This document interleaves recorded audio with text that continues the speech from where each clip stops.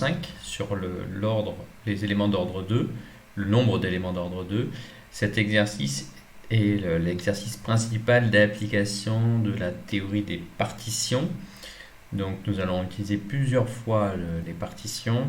Donc je vous invite, avant de visionner cette vidéo, de bien revoir le cours sur les partitions de la dernière fois. Donc on va voir comment ça marche, ces histoires de partitions, comment ça va être mis en œuvre ici dans cet exercice. Donc cet exercice, on considère un groupe fini noté multiplicativement et on considère pour chaque entier n l'ensemble G indice n qui est l'ensemble des éléments de G dont l'ordre est égal à n. Donc bon, on a commencé pour n appartenant à n, donc il y a une infinité de valeurs de n pour lesquelles Gn c'est l'ensemble vide, en particulier G0 c'est l'ensemble vide, aucun élément peut avoir un ordre égal à 1. Il y a G1 qui contient seulement l'élément neutre, après G indice 2 c'est l'ensemble des éléments d'ordre 2, G indice 3 c'est les éléments d'ordre 3, etc. Donc bien sûr, comme G c'est un groupe fini, au bout d'un moment les ensembles Gn sont vides. Alors on peut remarquer en fait que Gn c'est une partition de G, c'est la partition de G suivant les lignes de niveau de la fonction ordre, qui est une fonction qui est définie de G dans grand N, et les Gn, ce sont les images réciproques. Gn, c'est l'image réciproque de l'entier n par l'application ordre, et donc l'ensemble de tous les Gn, où n parcourt n, ça forme une partition de G, ce qu'on utilisera ici dans la question 3b. Pour l'instant, la question 1 très simple, montrer que quel que soit x appartient à G, l'inverse de x est égal à x si et seulement si x est d'ordre 1 ou 2. Donc on écrit soit x, parce qu'il y a quel que soit x, et on va faire ici, comme cette question elle est très simple, on va faire un raisonnement par équivalence. Donc on part de ça pour arriver à ça par une suite d'équivalence. Donc l'inverse de x est égal à x si et seulement si x au carré est égal à 1. On est passé de là à là simplement en multipliant par x de part et d'autre. Si on multiplie de x par x de part et d'autre, ça fait 1 égale x au carré, et en utilisant la symétrie de l'égalité.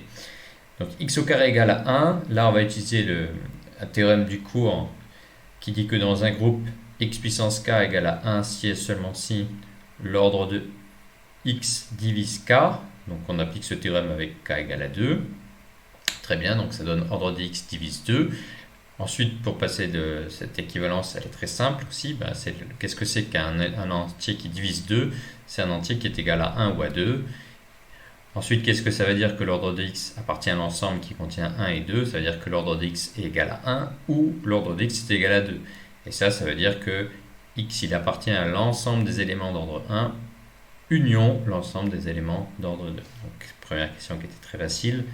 Deuxième question, un peu plus difficile. Montrer que quel que soit n un entier qui va être plus grand que 3, le cardinal de Gn est pair.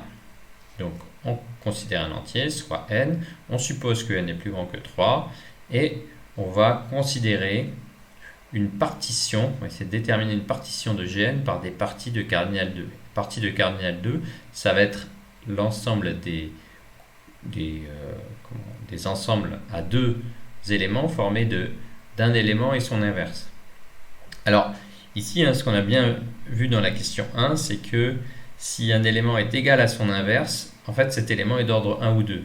Et c'est une équivalence ici, dans cette question.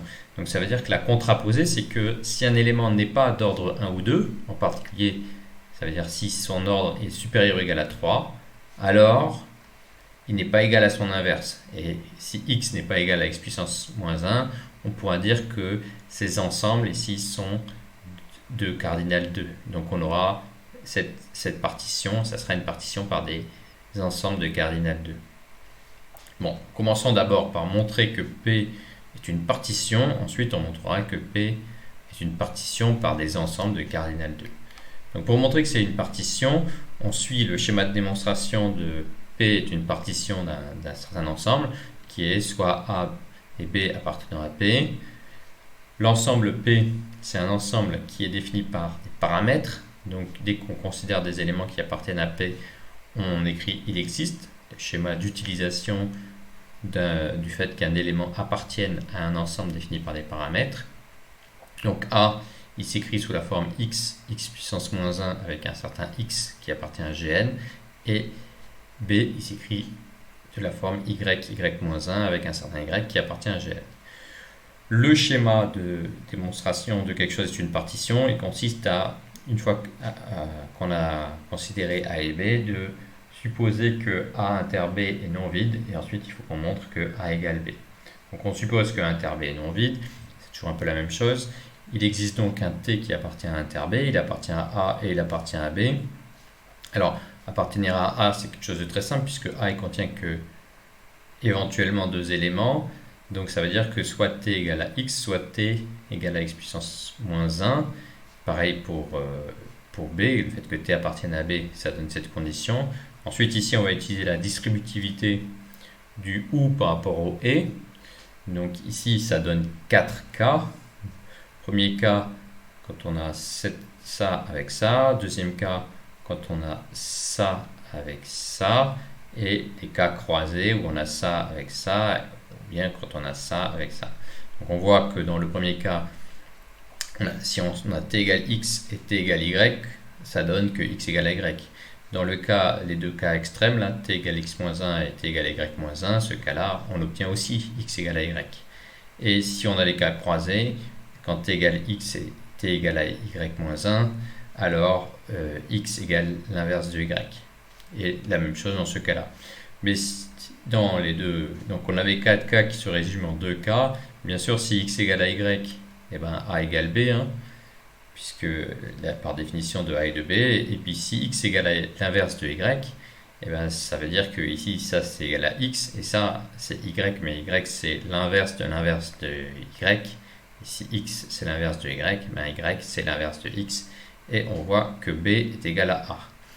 Bien sûr, hein, l'ensemble x puissance moins 1, x, c'est égal à l'ensemble x puissance moins 1. Dans les ensembles, l'ordre n'a pas d'importance. Donc, on a bien montré que dans tous les cas, A égale B, on a terminé cette partie. La deuxième partie, pour montrer que c'est une partition, il faut montrer que quel que soit x appartient à Gn, il existe un A appartenant à P tel que x appartienne à A. Cette partie-là, elle est très simple, comme ça a été le cas dans les exemples qu'on avait dans le cours. On écrit soit x appartient à Gn. Alors, c'est quoi le A qui va appartenir à P et qui va être tel que x appartient à A? Ben, c'est simplement de prendre A, c'est l'ensemble x moins 1. Donc ça, cette partie, elle est complètement évidente. Maintenant, pourquoi on a fait tout ça? À chaque fois qu'on fait une partition, c'est pour pouvoir écrire la formule de sommation suivant la partition, qui va dire que le cardinal de Gn est égal à la somme des cardinaux de A, où A appartient à P. Et très souvent, mais ce ne sera pas le cas dans la question 3b, très souvent, une fois qu'on a une partition, on aime bien avoir une partition par des ensembles de même cardinal. Si on va montrer que le cardinal de A, il a toujours la même valeur, alors on saura que le cardinal de Gn, c'est la valeur commune multipliée par le cardinal de P. Donc montrons que quel que soit A appartenant à P, le cardinal de A est égal à 2. Donc là, c'est très simple, c'est juste... En fait, dans cette question, il faudrait démontrer la question 1, mais ça va être une conséquence de la contraposée de la question 1, comme on l'a déjà dit. Donc on prend, pour écrire formellement, un A qui appartient à P.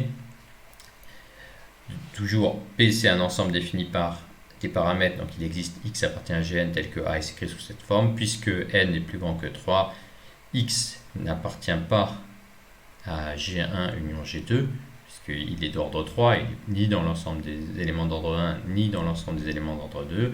La contraposée de la question 1, elle dit que x puissance moins 1 est différent de x. Ça veut dire que le cardinal de A, eh ben, il est égal à 2. Donc, la formule de sommation suivant la partition, elle s'écrit que le cardinal de Gn, c'est la somme de tous ces cardinaux de A, mais pour tous les A qui appartiennent à P, le cardinal de A est toujours égal à 2. Donc c'est une somme 2 plus 2 plus 2 plus 2. 2 plus 2 plus 2 plus 2, ça fait quoi? Ben, ça fait 2 fois le nombre de fois où il y a le 2 dans la somme. Et le nombre de fois, ben, c'est le nombre d'éléments qu'il y a dans P, c'est-à-dire le cardinal de P. Donc ici, le cardinal de P, on ne sait pas trop ce que c'est, mais ça nous importe peu, puisque ce qu'on veut juste démontrer, c'est que le cardinal de Gn il est pair. Et c'est exactement ce qu'on vient de montrer, que le cardinal de Gn est pair, puisqu'il est égal à 2 fois quelque chose, avec un quelque chose qui appartient à n. Question 3a. La question 3a, on va montrer que si l'ordre de G est impair, alors le nombre d'éléments d'ordre 2 est égal à 0. Alors ça, on va faire un raisonnement par contraposé. Donc par contraposé, on va démontrer que si le cardinal de G2 n'est pas égal à 0, alors l'ordre de G n'est pas impair, ou plus simplement que l'ordre de G est pair. Donc on suppose que, par contraposé, on suppose que le cardinal de G2, est pas égal à 0, ça veut dire que G2, c'est pas l'ensemble vide, donc ça veut dire qu'il existe un élément dans G2, appelons le G. Donc l'ordre de G c'est égal à 2, c'est la définition de G2, G2 c'est l'ensemble des éléments d'ordre 2. Qu'est-ce que ça veut dire qu'on a un élément d'ordre 2? Si on appliquait le théorème de Lagrange, alors ici on a donné une rédaction avec des partitions qui est une démonstration dans ce cas particulier du théorème de Lagrange.